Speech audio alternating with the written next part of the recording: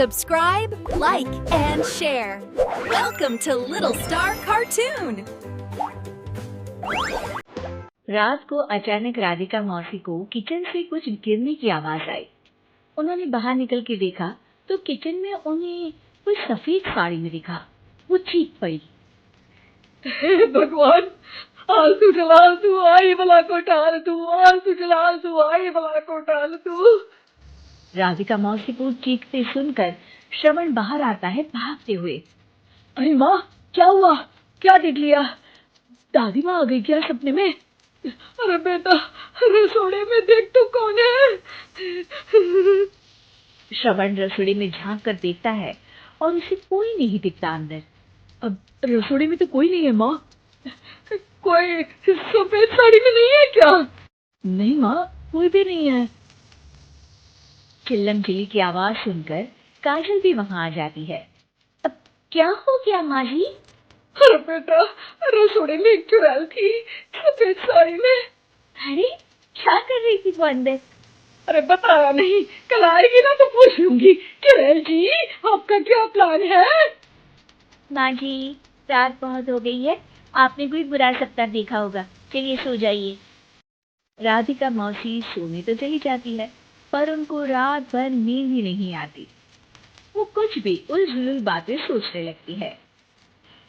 कहीं चुड़ैल की वजह से तो घर में टेंशन नहीं हो रहा, कहीं उसी की वजह से तो वो दादी नहीं बन पा रही। सुबह जब राधिका मौसी रसोई में छानबीन करती है तो पाती है कि नींबू का अचार गायब है। चुड़ैल नींबू का अचार ले गई? मुझे तो ठीक नहीं लग रहा कुछ। चुड़ैल को भी पता है कि जिंदगी का असली मजा तो खट्टे में ही है। राधिका मौसी झट से श्रवण को फोन कर देती है। बेटा, मुझे समस्या समझ में आ गई है। हमें एक तांत्रिक की जरूरत है।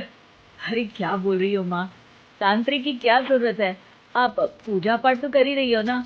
आलतू जलालतू मंत्र सारे फालतू जैसे कुछ मंत्र पढ़ो, चली जाएगी अपने आप चुड़ैल। अरे नहीं बेटा, कभी चुड़ैल को कम नहीं समझते। अरे तुझे पता भी नहीं चलेगा कि कभी वो छल करके काजल की जगह घर की बहू खुद बन जाएगी। क्या माँ, कुछ भी बोल रही हो? कहाँ काजल और कहाँ चुड़ैल?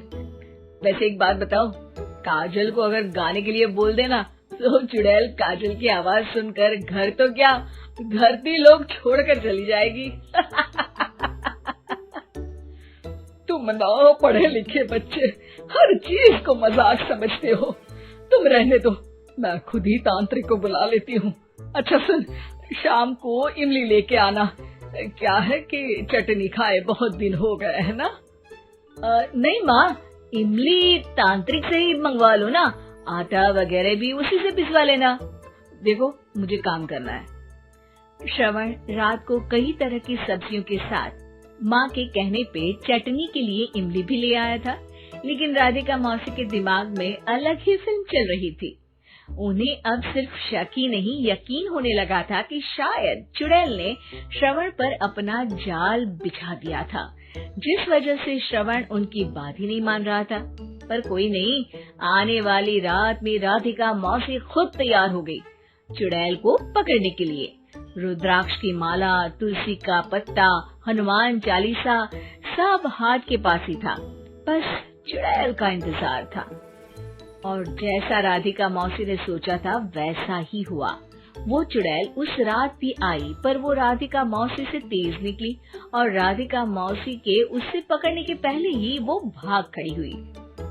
जरूर बहू पे साया है उस चुड़ैल का, तभी तो श्रवण के कमरे में गई है। और अगली सुबह राधिका मौसी पिछली रात हुए हमले में किन चीजों का नुकसान हुआ उसका हिसाब लगा रही थी। उनके खेमे से एक आम के अचार की शीशी भी गायब हो चुकी थी और वो इमली भी जो कल श्रवण लेकर आया था। राधिका मौसी इस बारे में सोच ही रही थी कि श्रवण जल्दी से रसोड़े में आकर दवाइयों की पोटली ढूंढने लगता है। अरे बेटा, क्या हो गया? अब माँ, वो काजल की तबीयत खराब है, बहुत घबराहट हो रही है उसे। हे भगवान, मैंने पहले ही कहा था कि तांत्रिक को बुला लेते हैं, पर नहीं। अब देखो, उस चुड़ैल ने काजल को अपने वश में करना शुरू भी कर दिया है। हालांकि श्रवण भूतों में विश्वास नहीं करता था, पर अब वो भी डर जाता है और राजी हो जाता है एक तांत्रिक को बुलाने के लिए। कुछ ही घंटों में तांत्रिक आ जाते हैं और राधिका मौसी तांत्रिक जी को सब बता देती है। घोर संकट, घनघोर संकट, चुड़ैल को मारू जोर चाकट, ओम भट स्वाहा खटखाटे आहा। अरे, ये क्या मंत्र है? मेरे खुद के ओरिजिनल मंत्र है, कल रात को ही लिखे है, अच्छे लगे तो दाद चाहूंगा। एक और मंत्र सुनो, अर्थ किया है आब्राकडाब्रा, दिल्ली बम्बई आगरा, चंदा मामा सूरले सुरन मामू जारा। ये मंत्र है? अरे कोई चालीसा वालीसा पढ़ो ना। वक्त कम है, 40 नहीं पड़ेंगे, 20-25 में काम चलाना पड़ेगा। अलग निरंजन जाके लंदन, मुफ्त का मंजान घिस मेरे लंदन। अरे जल्दी करो तांत्रिक जी, जल्दी करो। तांत्रिक अपने उल झलूल मंत्र पढ़ने लगता है। श्रवण को तांत्रिक पे शक होता है।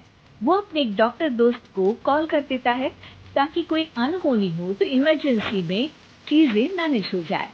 तांत्रिक धुनी रमाता है, जिसकी वजह से कमरे में काफी धुआं हो जाता है और जिसकी वजह से बहू की घबराहट बढ़ जाती है।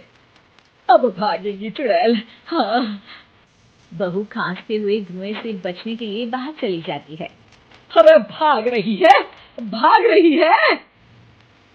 पीछे पीछे श्रवण भी जाता है। बहू एक सोफे पर बैठ जाती है।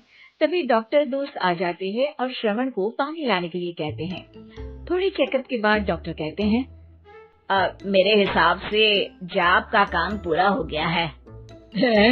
क्या मतलब? अरे कुछ भी नहीं माँ, कोई चुड़ैल नहीं है, खुशखबरी है, अब दादी बनने वाली है। मगर वो सब अचार के डब्बे।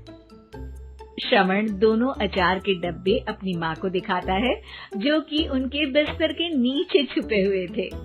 आपने सही बोला था माँ, वो चुड़ैल काजल ही थी जो खट्टा खा रही थी। हमें कल ही पता चला, पर हमने आपको ये तांत्रिक वाला काम करने दिया ताकि आपको भरोसा हो जाए कि भूत वगैरह कुछ होता ही नहीं।